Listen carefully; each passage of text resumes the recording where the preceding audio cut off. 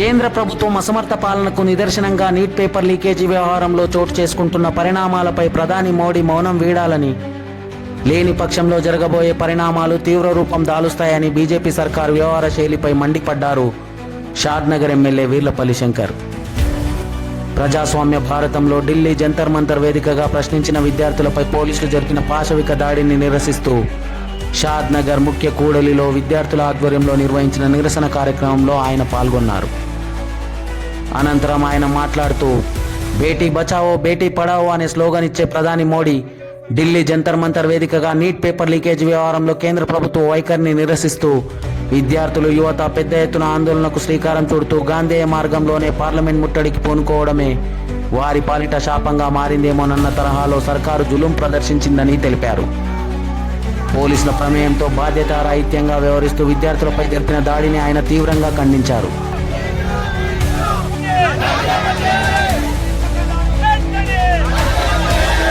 Neat paper leakage వ్యవహారంలో లక్షల మంది జీవితాలతో చెలగాటమాడేలా నిర్లక్ష్యంగా వ్యవహరించిన కేంద్ర విద్యాశాఖ మంత్రి ధర్మేంద్ర ప్రధాన్ రాజీనామా చేయాలనే విద్యార్థుల ప్రధాన డిమాండ్పై స్పష్టత వచ్చేంత వరకు వెనక్కి తగ్గేదే లేదని తేల్చి చెప్పారు. ప్రతిపక్ష హోదాలో కాంగ్రెస్ పార్టీ అగ్రనాయకుడు రాహుల్ గాంధీ సైతం విద్యార్థులకు బాసటగా నిలిచి పోలీస్ లాఠీచార్జీలో గాయపడ్డారని పేర్కొన్నారు.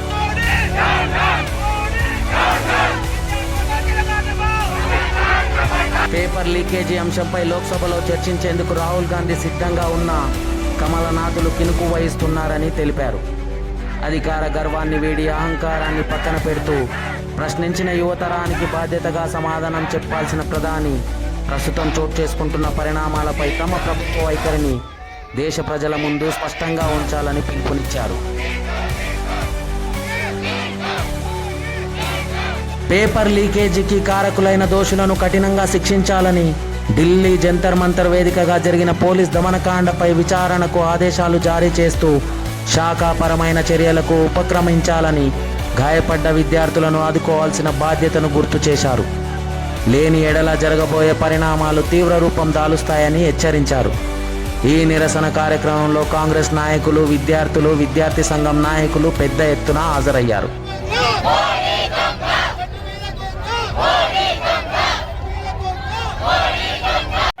దేశవ్యాప్తంగా కేంద్ర ప్రభుత్వం, ప్రధానమంత్రి, కేంద్ర విద్యాశాఖ మంత్రి యొక్క నిర్లక్ష్యం వల్ల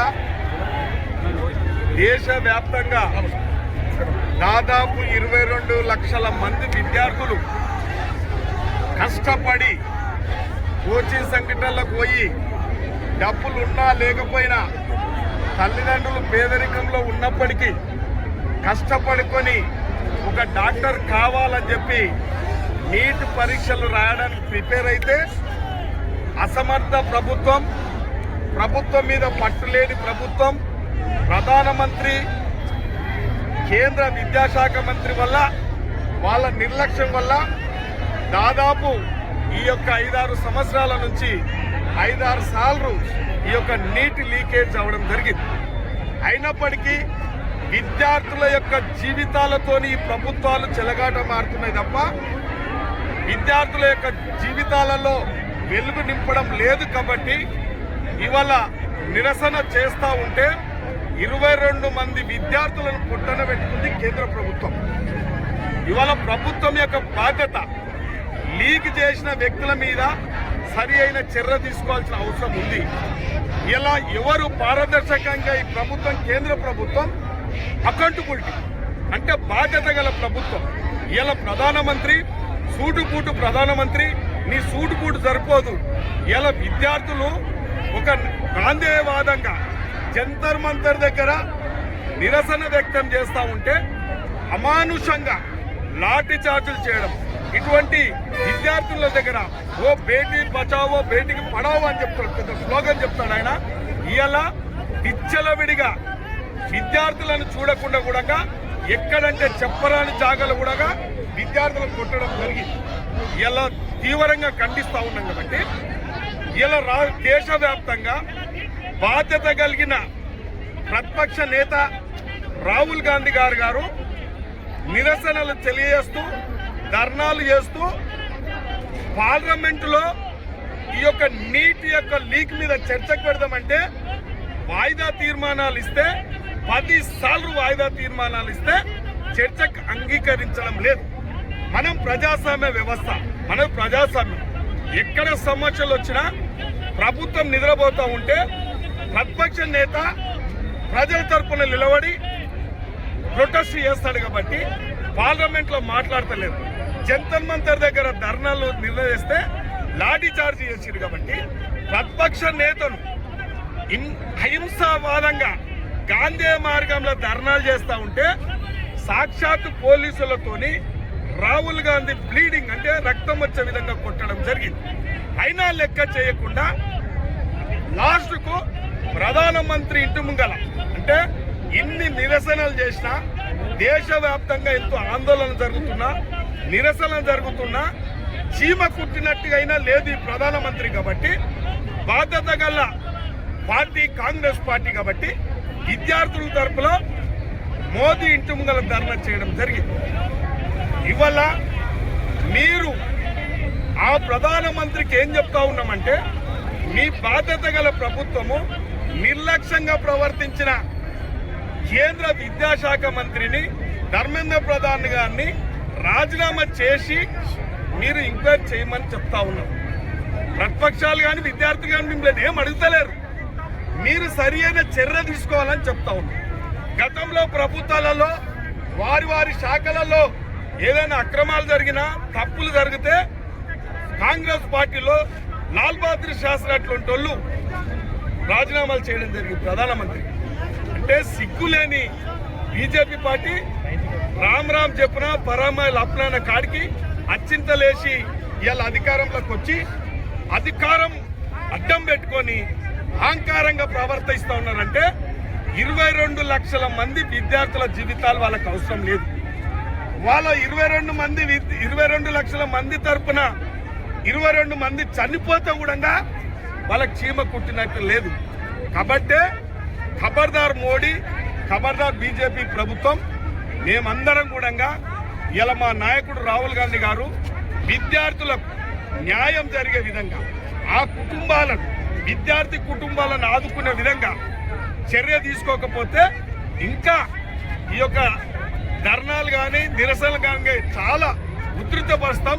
ఇప్పటిదాకా గాంధేయవాదంగా నిరసనలు చెప్పడం విద్యార్థుల తరఫున రాబోయే కాలంలో అవసరం అనుకుంటే పార్లమెంట్ ముట్టడిస్తాం, మిమ్మల్ని అడ్డుకుంటాం. మీ ఆఖరికి ఇప్పుడు విద్యాశాఖ మంత్రిని అడుగుతున్నాం, రేపు ప్రధానమంత్రినే రాజీనామా చేయమని చెప్పి అడగాల్సి వస్తుంది. ఎందుకంటే నువ్వు అసమర్థమైన ప్రభుత్వం. ఇలా ప్రజాస్వామ్య ప్రభుత్వాలు మన దేశంలో పనిచేస్తున్నాయి, కానీ ఇంత పెద్ద సమస్యను చీమ కుట్టినట్టు కూడా అయితలేదు. కాబట్టి ఇలా బయట పార్లమెంట్లో లోపల బయట కూడా విద్యార్థులకు అండగా నిలబడాలి. కాబట్టి ఇలా మన నియోజకవర్గంలో కూడా విద్యార్థులు వారు పాల్గొనడం జరిగింది. తోటి విద్యార్థులకు ఎన్నో ఇబ్బందులు అవుతున్నాయి కాబట్టి వారు కూడా స్వచ్ఛంగా ఇక్కడికి వచ్చి నిరసన చేయడం జరిగింది. నేను కూడా విద్యార్థులకు అండగా నిలబడాలని చెప్పి నేను కూడా ఇక్కడికి వచ్చి నిరసన చేయడం జరిగింది.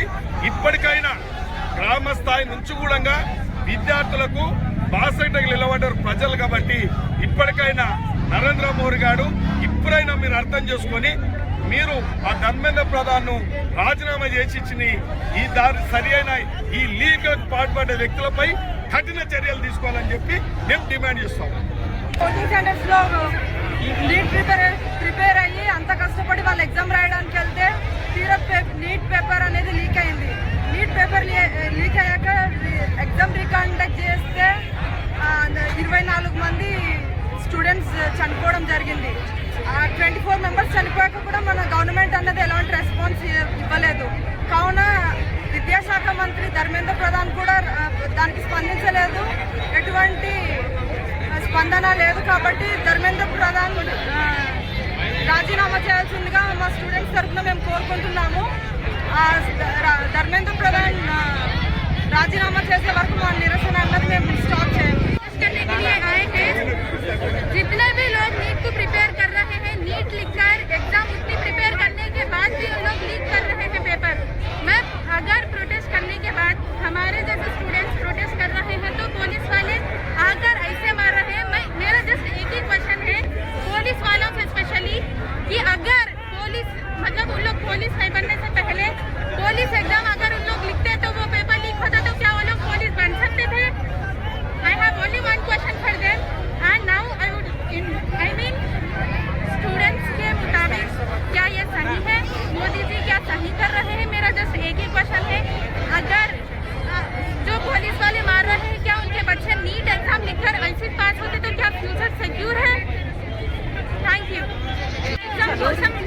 మొత్తం ఇండియా మొత్తం చదువుకుంటే మళ్ళీ రీనీట్ పెట్టారు. అది పేపర్ ఎందుకు లీక్ అవ్వాలి? పేపర్ లీక్ అయింది. పేపర్ లీక్ అవ్వడం వల్ల ఎంతమంది విద్యార్థులు మోర్ దెన్ 20 మెంబర్స్ చనిపోయారు. దానికి ప్రభుత్వం ఎలాంటి రెస్పాన్స్ ఇవ్వలేదు. మళ్ళీ రీనీట్ పెట్టారు. ఇలా ఎన్నిసార్లు పేపర్ లీక్ అవ్వాలి? జంతర్ మంతర్లో పిల్లలు దీనికోసం ఇలానే ఉద్యమాలు చేస్తుంటే ప్రభుత్వం ఎప్పటికీ ప్రభుత్వం అయితే దానికోసం ప్రభుత్వం దానికి ఎలాంటి చేయట్లేదు. దానివల్ల బాధ్యత వహించుకుంటారని చెప్తున్నాం. అలాగే our Gen Z leader Raghav Chadha should speak about this. Raghav Chadha where are you sir? Raghav Chadha MP sir, మీరు చేంజ్ అయ్యారు. ఎక్కడున్నారు సార్? మీరు వింటున్నారా మా మాటలు? Please respond. पेपर लीक हुआ इसलिए हमारे भाई बहन दीदी भैया सब लोग की जान जा चुकी है और पुलिस लोग भी हमारे